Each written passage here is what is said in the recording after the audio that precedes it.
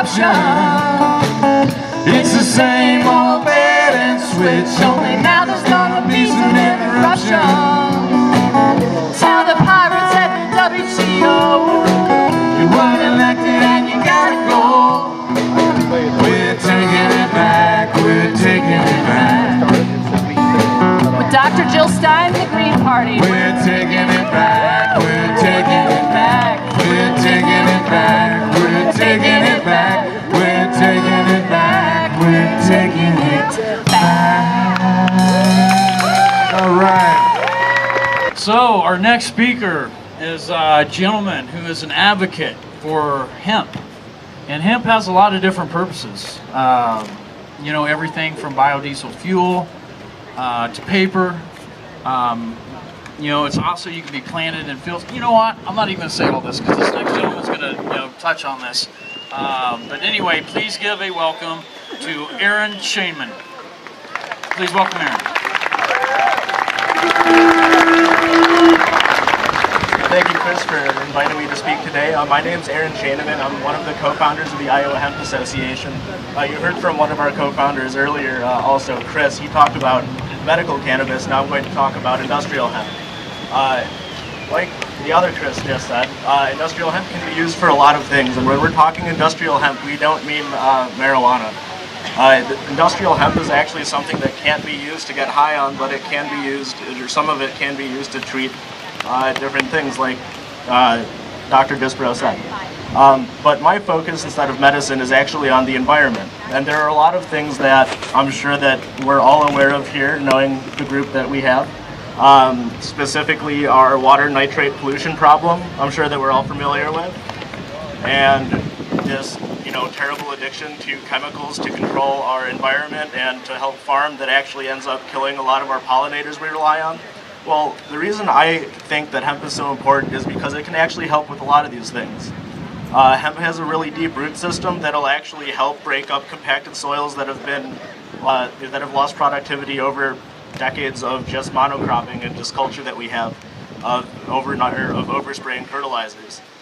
It also is a phytoremediator, which means that you can use it to actually suck the nitrate out of the soil and out of the water before it gets into our water supply. And that means that you can actually use hemp up here to help everybody in the Gulf of Mexico where that dead zone is that we're causing. And that's the first step to fixing it. But it's not just about the water in the soil. It is about those. But hemp can also help create thousands of jobs in Iowa. And it'll also open up a completely new market for entrepreneurs and young farmers to go into that into the hemp market. In Kentucky right now, there's actually a couple of these programs that are pretty successful, that are even veteran focused and focused on getting veterans more involved with growing hemp and with the whole processing of hemp. And from here, it's just a matter of expanding that culture out. We will see jobs in manufacturing and in construction come back because hemp is actually used in those industries. Right now, we import most of our hemp, and to be completely truthful with you, America is the only country that's an industrialized nation that has no hemp industry at all. That's kind of amazing, especially when you consider that for the past 5 years, every single year, Canada's expanded the number of hemp fields that they have, and it can't even meet our demand. Their production still can't meet our demand. So there's a lot of room for us to grow hemp here in Iowa. I think that it's time for us to bring back something that we used to grow here, not only throughout the U.S., but specifically in Iowa after we needed to grow it during World War II. Our farmers know what it is, our legislators know what it is, and in 2017, we're hoping to get a bill that I ask all of you for your help for up here at the State House and getting it passed so that our farmers can return hemp to the soil and we can start cleaning up our environment, and we can actually give ourselves a way to earn money that can break us from, old technologies like oil pipelines that people don't understand why we don't like or need. Thank you for letting me come and speak today. If you want to learn more about hemp or the Iowa Hemp Association, please find us online. It's iowahemp.org. We also are on Facebook, or you can find me, and I'd be glad to talk to you as well. Thank you for coming out. Thank you, Aaron. Okay, our next speaker ran for governor of Iowa under the green ticket in year 2006. She's been a perennial force here in Iowa for a big party, an advocate, and an outstanding woman. Let's please give a welcome to Wendy Barth.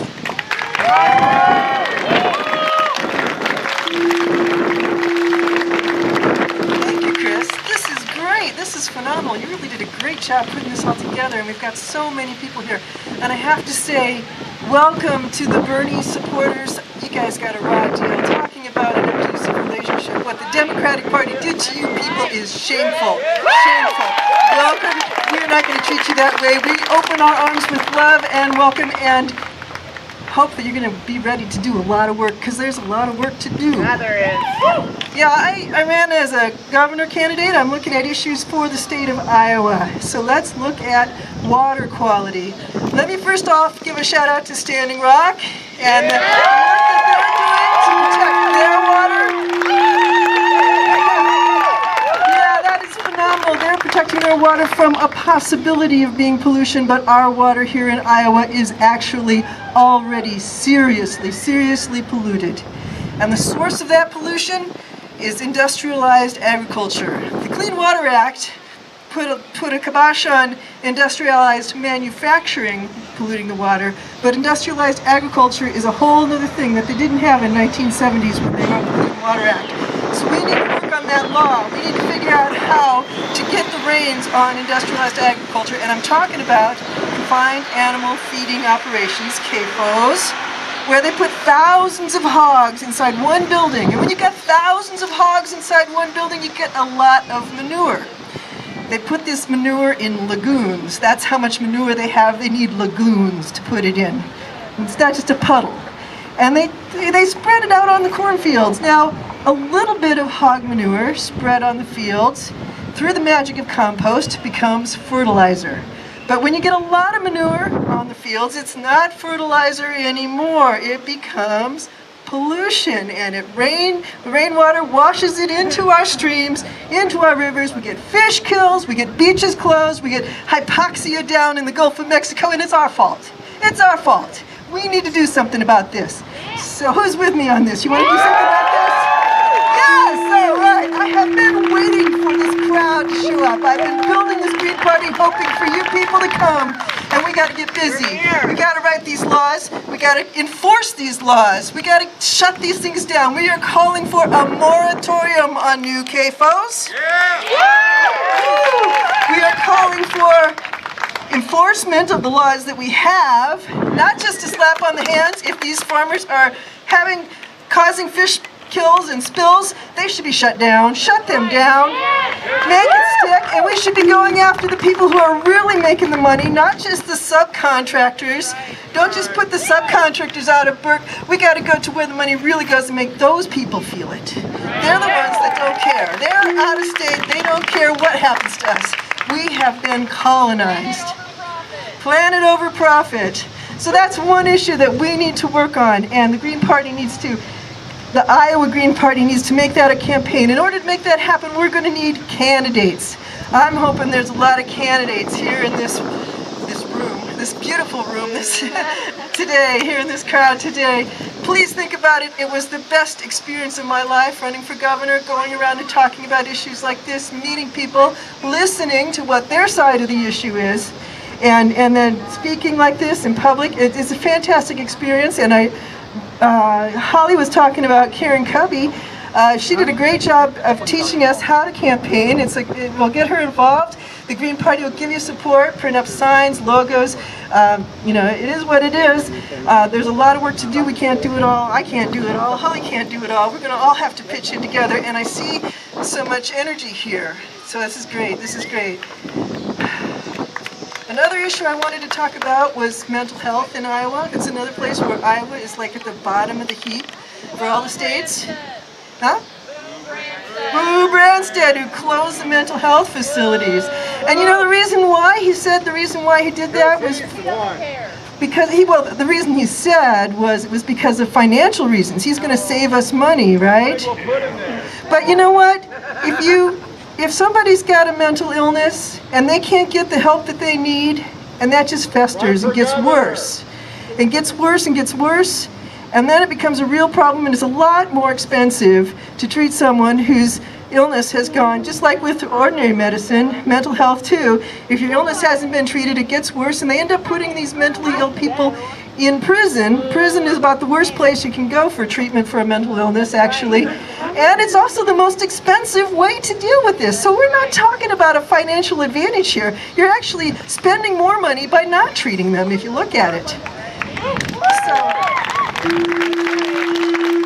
I am so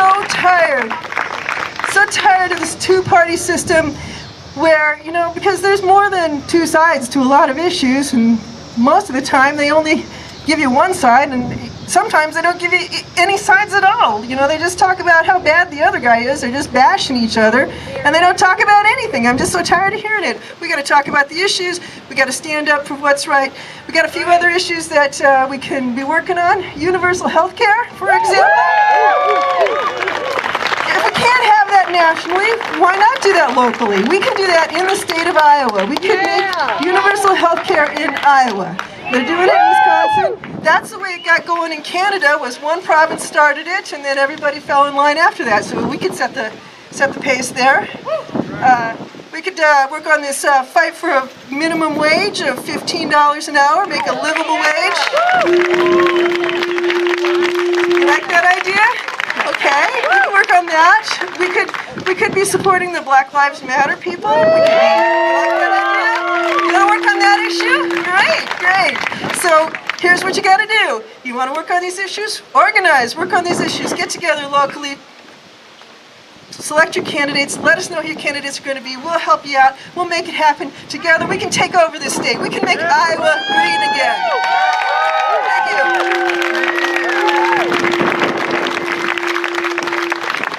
Good job. Thank you, Wendy. And speaking of two-party corruption, what's the thing that makes the two parties run? The greed of capitalism, right? And you got these power brokers, these fat cats that donate, and they drown out the voice of the little man. But it takes money to run a campaign. And, Bernie showed that, people making little donations, a little bit at a time, can make a big difference, and you can play with these people. And that's what I want to talk to you about now. I know, the struggle's real. Not a lot of us have money, but we do have things set up here for donations to help make this campaign continue forward. And, we're fighting for a place, right? So if you haven't had a chance yet, come up here to the table. If you got a couple bucks, if you got a 5 or 10, please donate. Much appreciated.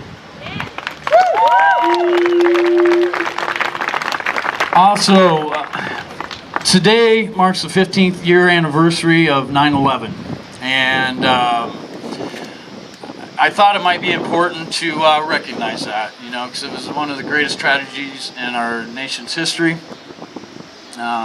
So if we could, I'd like to recognize the men and women who gave their lives that day, and the families and everyone else who suffered. Let's just please take a minute.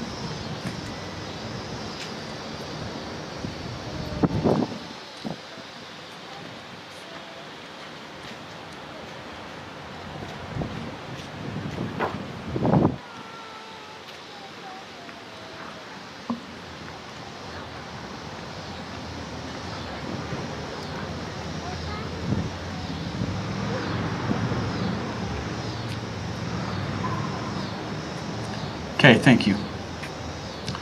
All right, now to fire things back up, we have Jason Ray Brown.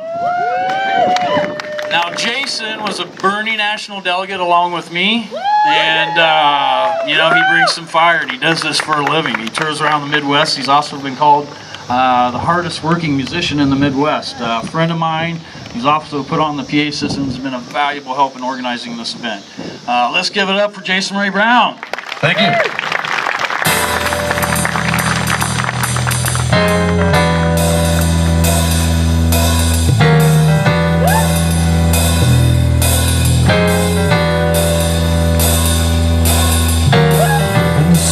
goes down, think of you. No one around, sunlight and stay and wait here for you. I'm on the ground, stuck like glue, screaming sound, sinking true. Standing waiting for you. Standing waiting for you. Stuck here waiting for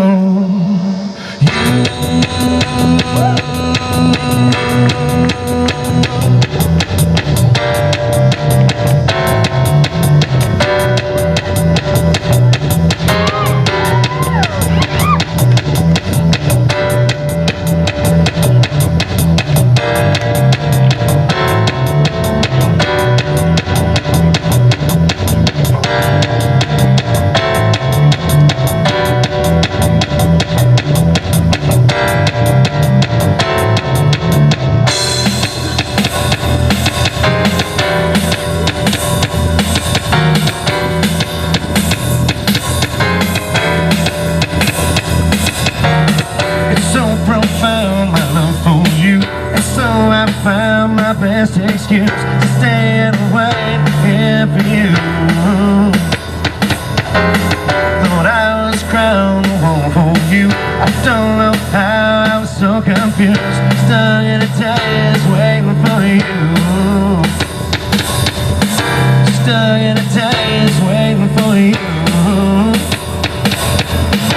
Stuck in the days waiting on you.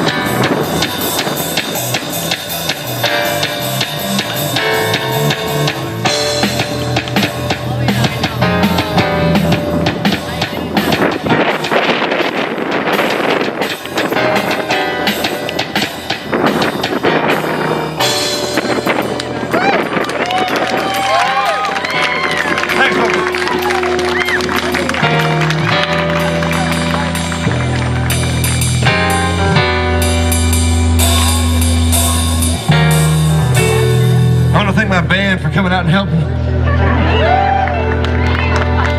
especially my left hand.